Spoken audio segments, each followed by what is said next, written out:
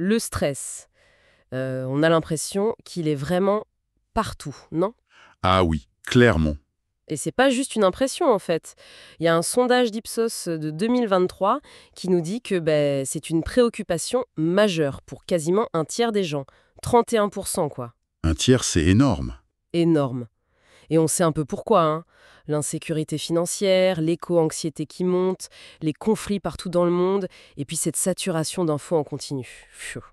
Le stress, c'est un peu le colocataire qu'on n'a pas choisi mais qui est toujours là. C'est une bonne image, ça. Alors aujourd'hui, on s'est dit, allez, on prend le sujet à bras-le-corps. Et on a une super source pour ça.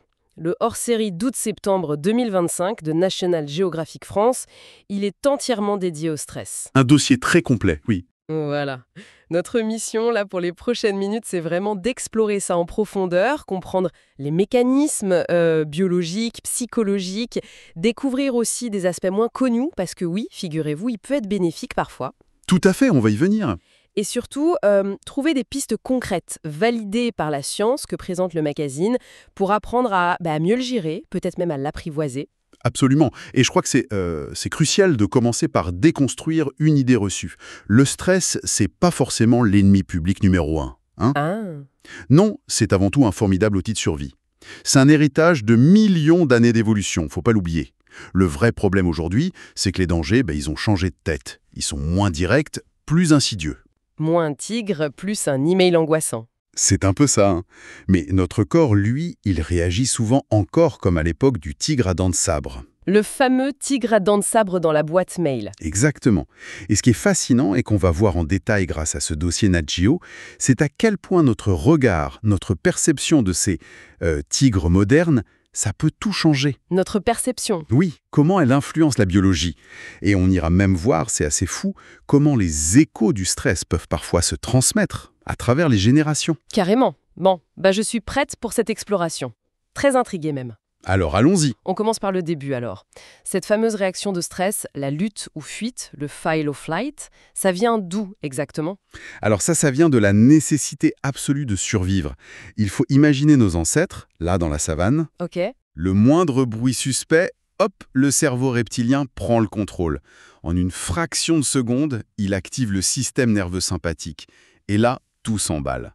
Le cœur bat plus vite pour envoyer le sang aux muscles, on respire plus fort pour l'oxygène, les pupilles s'ouvrent en grand, la digestion en pause. Tout pour l'action. Exactement. Tout le corps se prépare soit à affronter le danger, soit à prendre ses jambes à son cou. C'est une mobilisation générale hyper efficace pour la survie immédiate. Vraiment vitale à l'origine. Une vraie machine de guerre biologique, quoi. Sauf qu'aujourd'hui, les prédateurs, comme on disait, c'est plus les mêmes. Notifications, pression en boulot, crise mondiale en boucle, l'argent, le racisme même. Oui, des stress plus chroniques, plus diffus. Et notre corps, il réagit pareil. Vraiment.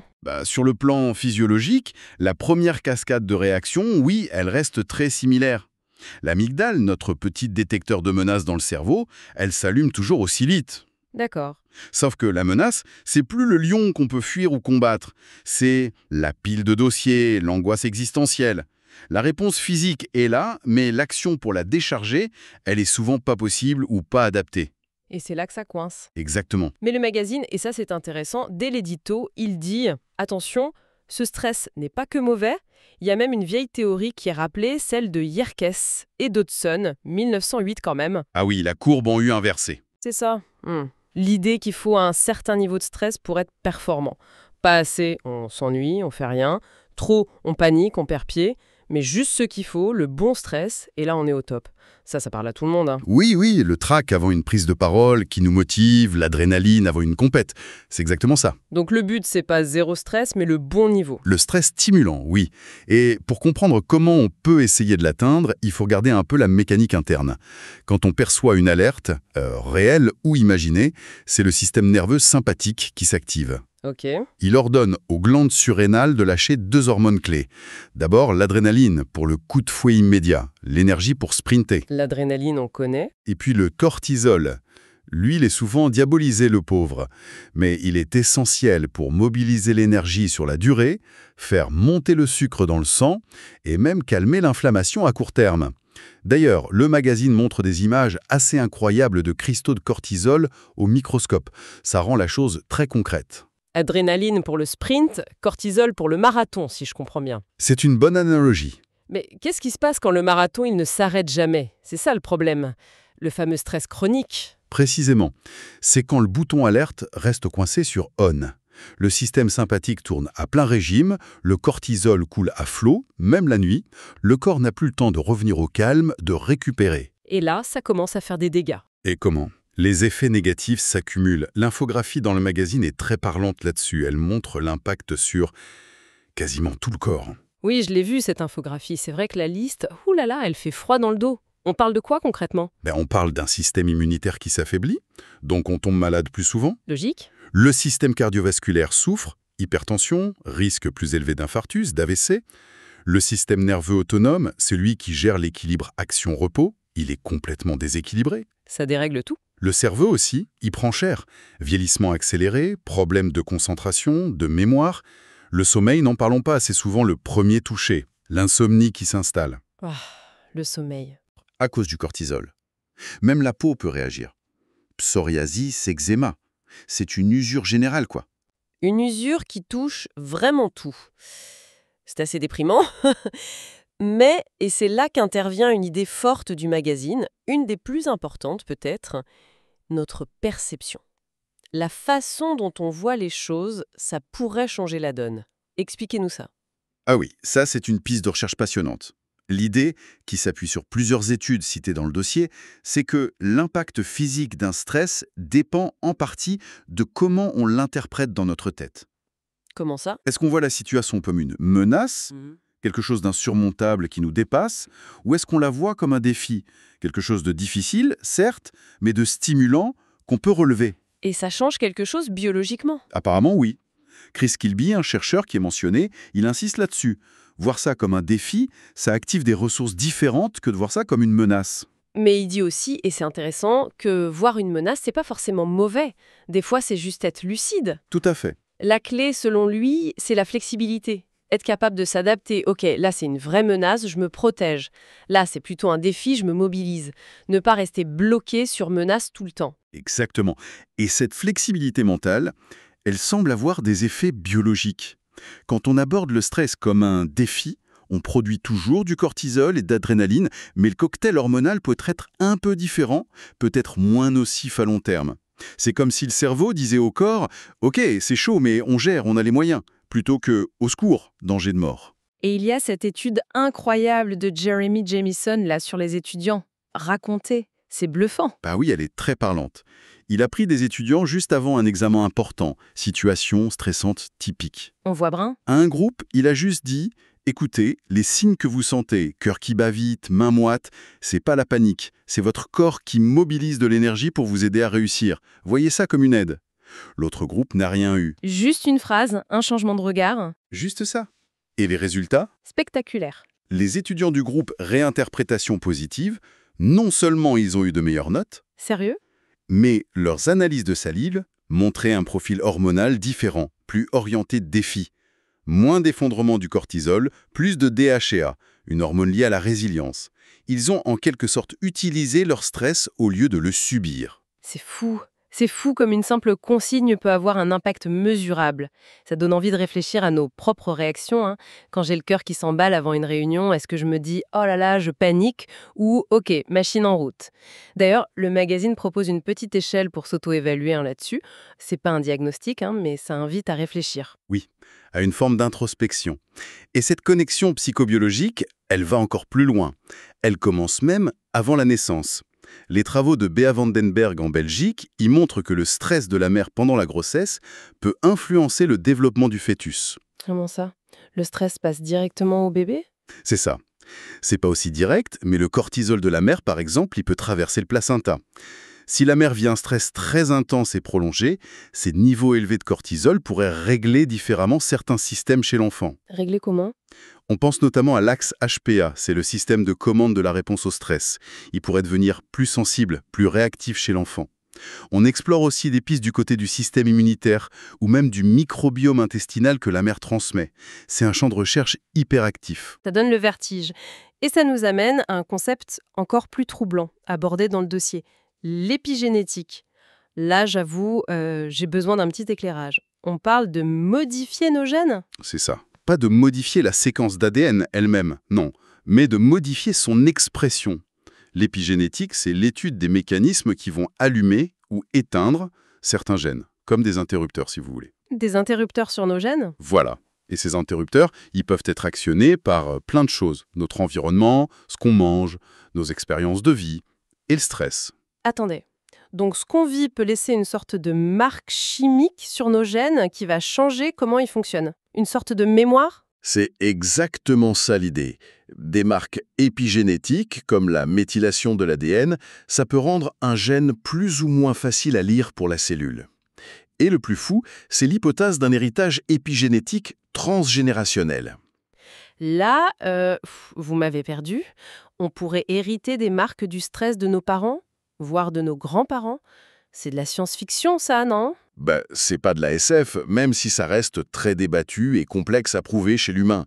Mais chez l'animal, il y a des études très troublantes. Le magazine cite celle de Bianca Jones-Marlin sur des souris. Oui. Elle a appris à des souris mâles à avoir peur d'une odeur précise, l'odeur d'amande, en l'associant à un petit choc électrique.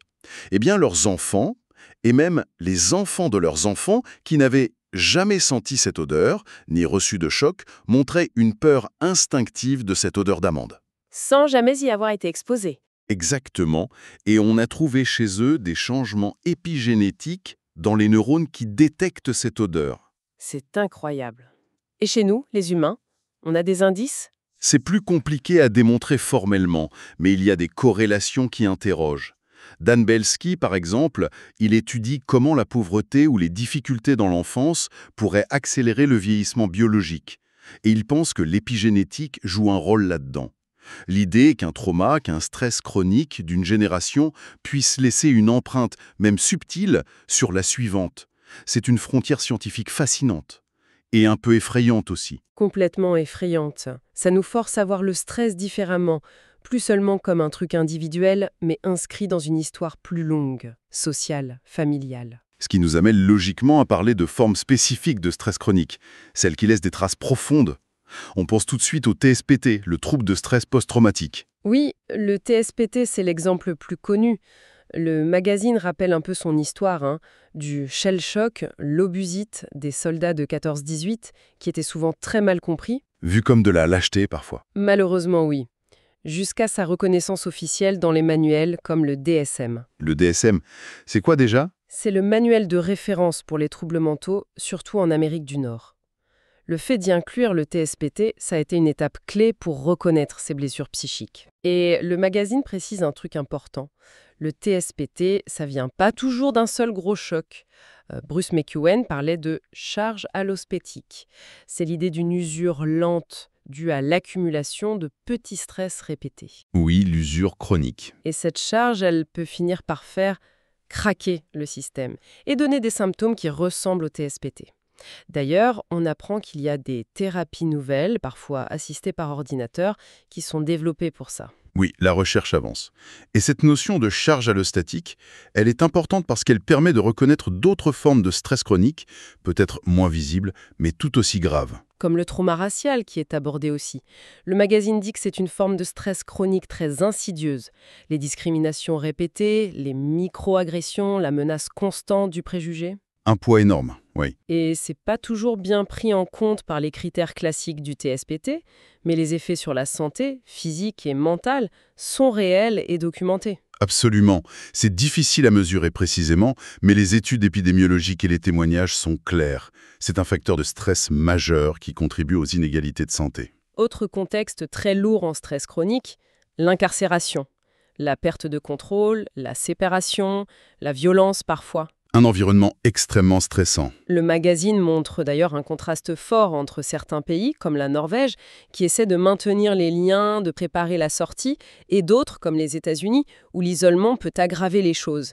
Le soutien social, les thérapies adaptées en prison, c'est crucial. Et l'impact dépasse les murs. Les familles, et surtout les enfants de détenus, ils vivent un stress énorme, souvent silencieux. Le magazine met en avant une initiative très belle, celle d'Avon Hart Johnson, Deci Project Connect. Elle utilise la bibliothérapie.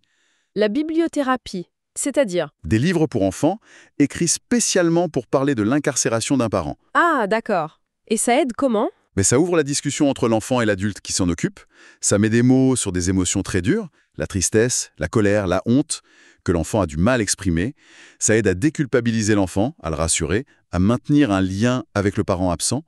C'est un outil simple, mais qui peut être très puissant pour réduire le traumatisme. C'est une approche très humaine. Bon, alors face à tout ça, toutes ces formes de stress, comment on fait pour être plus résilient? Le magazine donne des pistes, j'imagine? Oui, heureusement. D'abord, il y a les 7 piliers de base pour gérer le stress. Un peu l'hygiène de vie fondamentale, quoi. Lesquels? Alors, 1. Les relations sociales de qualité. 2. L'alimentation saine. 3. L'activité physique régulière. 4. Le contact avec la nature. 5. Le sommeil. 6. La relaxation, méditation, respiration. Et 7. L'équilibre mental. Gérer ses pensées, planifier, relativiser. Les 7 piliers. Classiques mais essentiels, j'imagine. Il y en a un qui ressort plus que les autres dans les recherches? C'est difficile à dire. Ils sont tous liés. Mais c'est vrai que le magazine insiste beaucoup sur l'importance des relations sociales. Un bon réseau de soutien, c'est un super amortisseur de stress. Et le sommeil aussi. On découvre de plus en plus son rôle vital pour nettoyer le cerveau. Nettoyer le cerveau. Oui, on va y revenir. Mais au-delà de ces bases, ce qui est passionnant, ce sont les approches plus spécifiques, parfois plus innovantes. Comme quoi, par exemple? Par exemple, des thérapies qui s'inspirent des traditions culturelles. Il y a un reportage sur le Crystal Creek Lodge, dans le Montana. C'est un centre pour les Amérindiens Blackfeet. D'accord. Et là-bas, pour traiter les addictions, les traumatismes souvent liés à leur histoire très dure, ils n'utilisent pas que les méthodes occidentales. Ils intègrent des rituels ancestraux, les huttes de sudation, les cérémonies, l'importance de la communauté, le lien à la terre. Et ça marche? Comment ces rituels aident contre le stress ou le trauma? Ça apporte plusieurs choses. D'abord, un sentiment très fort d'appartenance, de soutien du groupe. C'est un antidote puissant à l'isolement du trauma. Ensuite, ça donne du sens aux épreuves, en les reliant à une histoire, une spiritualité. Et les rituels eux-mêmes, comme la hutte de sudation, c'est une expérience physique et émotionnelle intense, mais encadrée, qui peut permettre une sorte de libération, de catharsis, dans un cadre sûr et qui a du sens pour eux. C'est une approche vraiment holistique. C'est fascinant. Intégrer les savoirs ancestraux. D'autres pistes de ce genre? Oui, une autre piste très intéressante, c'est le lien entre stress chronique, inflammation, système immunitaire et dépression. Ah oui. Les recherches de Scott Rousseau suggèrent que certaines dépressions sévères pourraient être en partie des maladies inflammatoires du cerveau. Le stress chronique viendrait dérégler le système immunitaire qui causerait cette inflammation cérébrale. Donc on pourrait traiter la dépression en agissant sur l'immunité. C'est l'idée. Ça ouvre des perspectives de traitement complètement nouvelles, qui cibleraient l'inflammation ou chercheraient à renforcer la résilience immunitaire. C'est une révolution potentielle. Complètement. Et enfin, pour revenir au sommeil, ce pilier essentiel. Le magazine parle de son rôle de nettoyage du cerveau la nuit. C'est-à-dire? Pendant qu'on dort, le cerveau élimine des déchets qui s'accumulent pendant la journée. Certains de ces déchets sont liés au stress ou au vieillissement. Il est même question de ces fameuses cellules sénescentes, les cellules zombies. Des cellules zombies. Vous êtes sérieux? Oui, c'est leur petit nom. Ce sont des cellules qui vieillissent, arrêtent de se diviser, mais ne meurent pas. Elles s'accumulent avec l'âge et aussi sous l'effet du stress chronique. Et le problème, c'est qu'elles sécrètent des substances inflammatoires qui accélèrent le vieillissement et favorisent des maladies. Et le sommeil aide contre ça? Un bon sommeil réparateur aiderait à limiter leur accumulation et leurs dégâts. Donc bien dormir, c'est pas juste pour être en forme, c'est une vraie stratégie anti-stress et anti-vieillissement. D'accord, c'est noté. Bon, si on essaye de résumer cette plongée vraiment passionnante grâce au National Geographic, le stress, c'est waouh, c'est complexe, une réaction naturelle, oui, ni bonne ni mauvaise en soi, mais avec plein de facettes. C'est ça. La clé, ça semble être beaucoup dans notre perception. Transformer la menace en défi, ça peut tout changer, même biologiquement. Le stress chronique, par contre, lui, c'est clairement l'ennemi public numéro 1 pour la santé sur le long terme. Une vraie usure. Absolument. Mais, et ça c'est la bonne nouvelle, c'est pas une fatalité, il y a des stratégies. Les 7 piliers de base, bien sûr, mais aussi des approches thérapeutiques, culturelles et des pistes de recherche hyper innovantes sur l'immunité, l'épigénétique. Et il y a même cette idée un peu contre-intuitive de l'étude Midus. Des gens qui ont vécu de gros stress rapportent après coup parfois plus de bien-être que ceux qui ont eu une vie plus calme. Comme si surmonter l'épreuve pouvait forger une super résilience. C'est tout à fait ça. Le stress nous sculpte en quelque sorte, pour le meilleur ou pour le pire. Et ça nous amène peut-être à une dernière réflexion, une question pour la route. On a vu que le stress, ça peut venir de loin, de nos vies bien sûr, mais aussi de notre environnement social, des inégalités comme la pauvreté, le racisme, et peut-être même d'un héritage biologique via l'épigénétique. Oui. Alors si on veut vraiment un bien-être durable, pour soi et pour tous, face à ce stress chronique, est-ce que les stratégies individuelles, méditer, bien manger, faire du sport, même si elles sont super importantes, est-ce qu'elles peuvent suffire? Est-ce qu'on n'a pas aussi une responsabilité collective à agir sur les causes sociales de ces stress? Sur les structures qui les produisent et qui les répartissent de façon si inégale, la question reste ouverte, je crois.